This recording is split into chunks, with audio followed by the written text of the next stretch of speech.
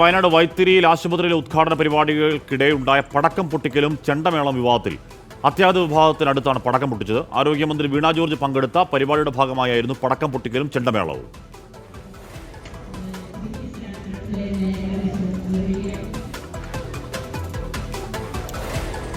സുർജിത്ത് അയ്യപ്പത്ത് വിവരങ്ങൾ വച്ചിരുന്നു. സുർജിത്ത്, ICU അവിടെയാണെന്ന് അറിയാതെ പടക്കം പൊട്ടിച്ചതാണോ അതോ അറിഞ്ഞുകൊണ്ട് പൊട്ടിച്ചതാണോ? സുർജിത്ത്,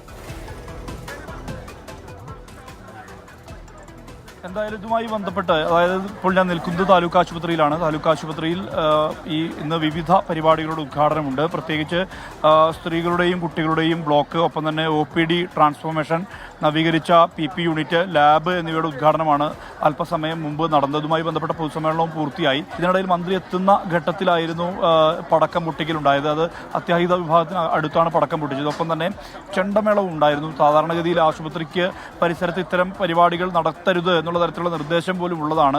എന്തായാലും രോഗികൾ, സ്ത്രീകളും കുട്ടികളും ഗർഭിണികളായ രോഗികളും എല്ലാം തന്നെ ഉള്ള ആശുപത്രിയാണ്. ഇവിടെയാണ് ഇത്തരത്തിലൊരു സംഭവം ഉണ്ടായത്. ഇതിനുശേഷം ഉദ്ഘാടന പരിപാടി നടന്നു. ഉദ്ഘാടന പരിപാടിയിൽ വിഷയം മന്ത്രി പരാമർശിച്ചു അവസാന ഘട്ടത്തിൽ.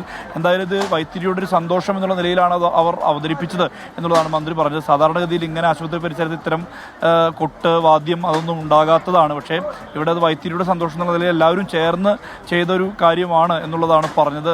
ആശുപത്രിയിലുള്ള രോഗികളും അത് തന്നെ പറഞ്ഞു എന്നുള്ളതാണ് മന്ത്രി അല്പസമയം മുമ്പ് വ്യക്തമാക്കിയത്. എന്തായാലും വയനാടിനെ സംബന്ധിച്ച് വിവിധ തരത്തിലുള്ള പദ്ധതികൾ ഉദ്ഘാടനം നടക്കുന്നുണ്ട്. ഇനി നടക്കാൻ പോകുന്നത് നല്ലൂർനാട് ട്രൈബൽ സ്പെഷ്യാലിറ്റി ആശുപത്രിയിലെ CT സ്കാൻ പ്രവർത്തന ഉദ്ഘാടനം നടക്കുന്നുണ്ട്. ഒപ്പം തന്നെ മീനങ്ങാടി CHCയിൽ മാതൃ ശിശുരോഗ പ്രതിരോധ കുത്തിവയ്പ്പ് യൂണിറ്റ്, തരിയോട് പൊരുന്നന്നൂർ ബ്ലോക്ക് FFCകൾ, ജില്ലയിലെ 6 കുടുംബാരോഗ്യ കേന്ദ്രങ്ങൾ, ഹെൽത്ത് സെൻറ്റർ, വെൽനസ് സെൻ്ററുകൾ എന്നിവയുടെ ഉദ്ഘാടനം എല്ലാം തന്നെ നടക്കുന്നുണ്ട്. അത്തരത്തിൽ പദ്ധതികൾ ഉദ്ഘാടനത്തിൻ്റെ ഭാഗമായാണ് മന്ത്രി വീണ ജോർജ് എത്തിയത്. അവർ ആശാവർക്കർമാരുടെ സമരമടക്കമുള്ള വിഷയങ്ങളിൽ വിവിധ തരത്തിലുള്ള പരാമർശങ്ങളും നടത്തിയിരുന്നു. ഇതുമായി ബന്ധപ്പെട്ട് ഈ ആശമാരുടെ ഓണറേറിയം വർദ്ധിപ്പിക്കണമെന്നുള്ള നിലപാടാണ് ഉള്ളത് എന്നുള്ളത് അവർ വ്യക്തമാക്കിയുണ്ടായി. അതോടൊപ്പം തന്നെ ഈ ഓണറേറിയം ഇതുവരെ വർദ്ധിപ്പിച്ചത് LDF സർക്കാരാണ്. ഇത് കേന്ദ്ര പദ്ധതിയാണ്. സ്വാഭാവികമായും കേന്ദ്ര പദ്ധതി എന്നുള്ള തരത്തിൽ തന്നെ അത് ആ തരത്തിൽ അത് കേന്ദ്രത്തിന് നയം ഉൾപ്പെടെ മാറേണ്ടതുണ്ട്.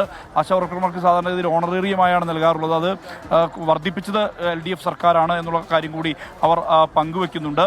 എന്തായാലും JP നദ്ദയെ കാണാൻ വീണ്ടും അനുമതി ചോദിച്ചിട്ടുണ്ട്. അത് ലഭ്യമാകുന്ന ഘട്ടത്തിൽ നേരത്തെ നൽകിയ കത്ത് പ്രകാരം എയിംസ്, ആശമാരുടെ വിഷയം, ഒപ്പം തന്നെ വയനാട്, കാസർഗോഡ് മെഡിക്കൽ കോളേജുകൾ ഉൾപ്പെടെയുള്ള കാര്യങ്ങളിൽ കേന്ദ്ര സഹായം അഭ്യർത്ഥിക്കുന്ന അടക്കമുള്ള കാര്യങ്ങളിലേക്ക് സർക്കാർ ഈ JP നദ്ദയെ അറിയിച്ചിട്ടുണ്ട്. എന്തായാലും ഇതുമായി ബന്ധപ്പെട്ട ഒരു കൃത്യമായ മറുപടി പ്രതീക്ഷിക്കുന്നു എന്നുള്ളതും വീണ ജോർജ് വ്യക്തമാക്കുകയുണ്ടായി.